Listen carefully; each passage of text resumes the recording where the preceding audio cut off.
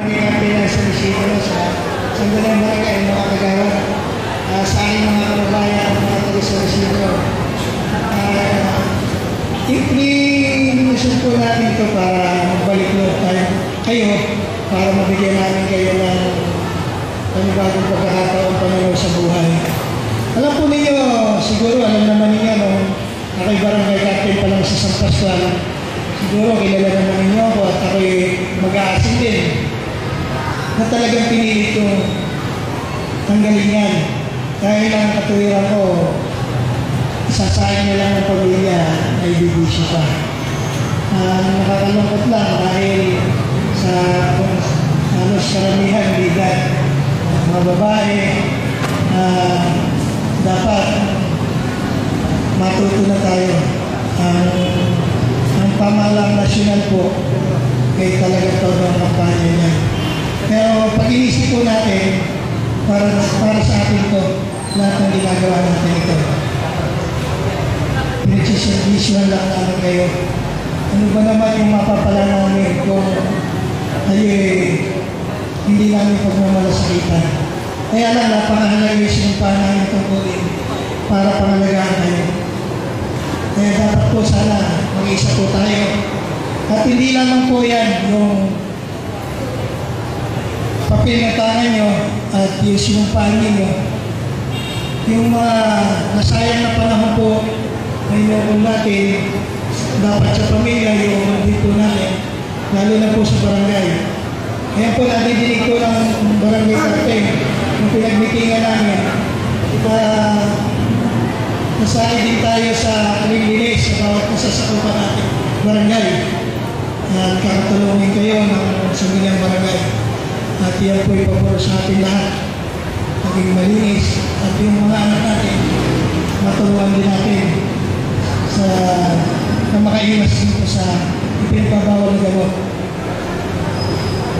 Yun lamang po at maganda nga po sa inyo lahat.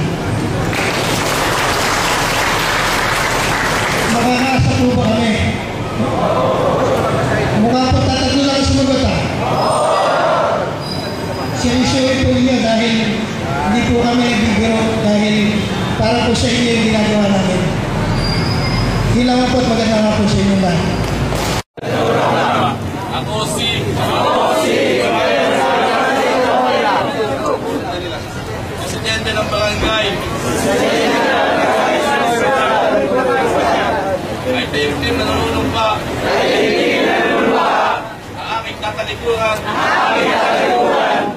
Ang aking bisyo. Sa paggamit ng droga. O ang masangkot. Sa anumang pagbebenta.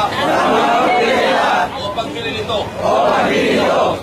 Na ako ay handa ng magbago. At buong tatalikuran. Ang bisyong ito. Na ako ay handang magpagtulungan sa mga otoridad at kapulisan para matigil o di kaya masugpo ang pagkalat nito. Na ako ay taos puso at tapat sa aking panunumpa. Ito.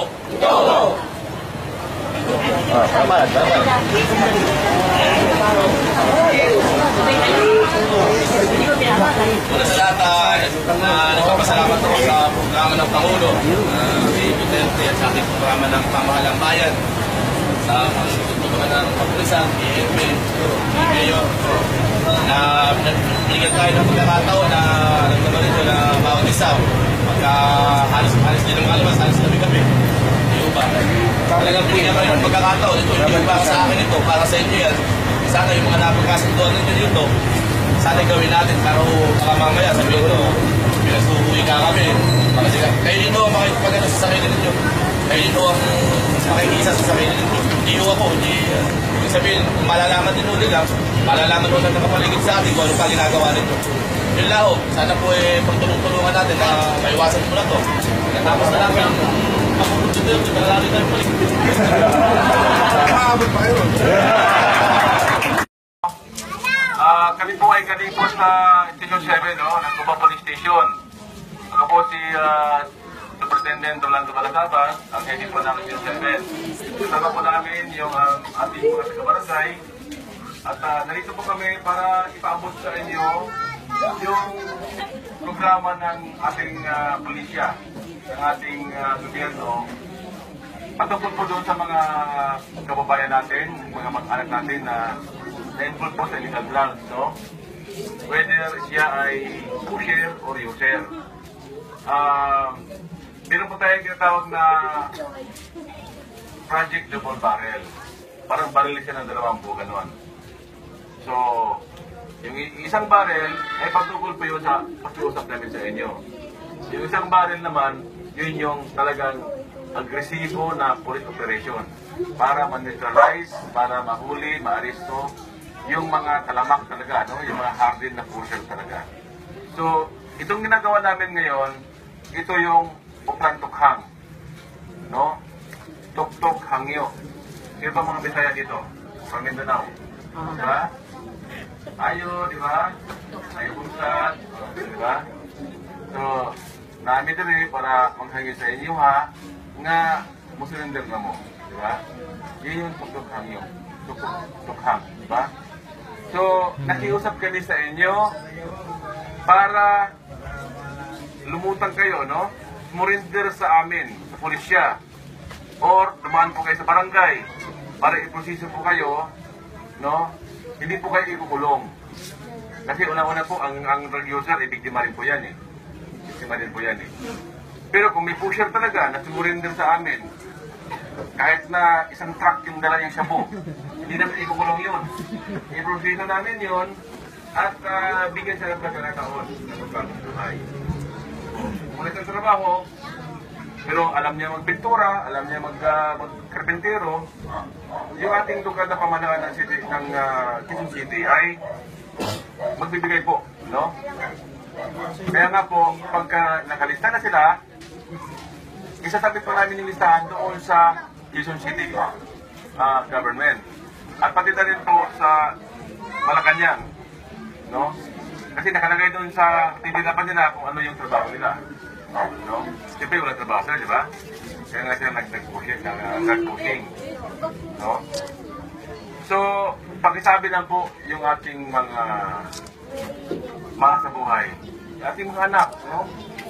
Kapatid, kumpare, na mayroon pang pag-asa.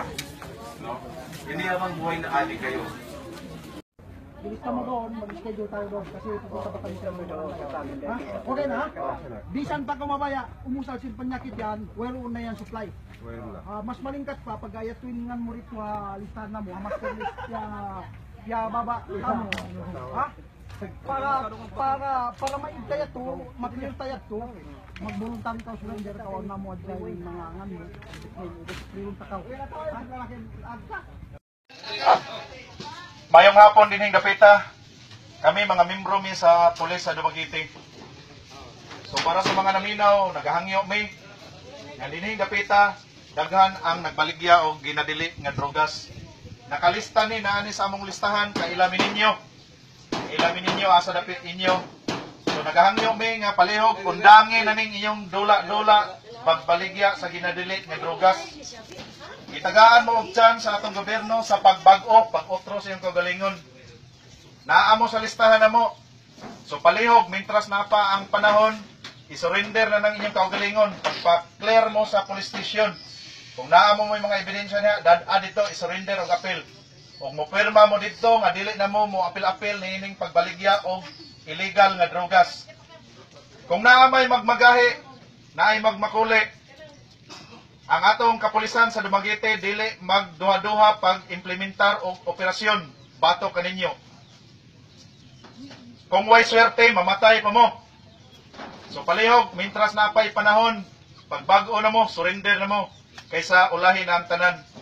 So kaning mga membros pamilya, ang ilang kauban sa pamilya, nag-apil-apil nilang drogas, hangyua sila nga mo surrender na, o magtarong na sa ilahang pagpuyo. Di na mo apil-apil anang pagpamaligya or paggamit sa drogas. So apil lang mga user din ha, surrender mo, ipaklear yung kaugalingon nga di na mo mag-apil-apil paggamit og shabu or pagbaligya og shabu. Igugmaang iyong pamilya. Kay simba ko, inik-operate na mo, mamatay mo. November taon na lang mo bisitaon sa inyo ang lubnganan. So palihog, magtinabangay ta. Ang inyong mga membros pamilya nga ga-apil-apil nini. Kailamin ninyo. Dire, aning dool na dire. Tuktok ko na mo ron taon-taon. Among hangyoon, personal. Salamat.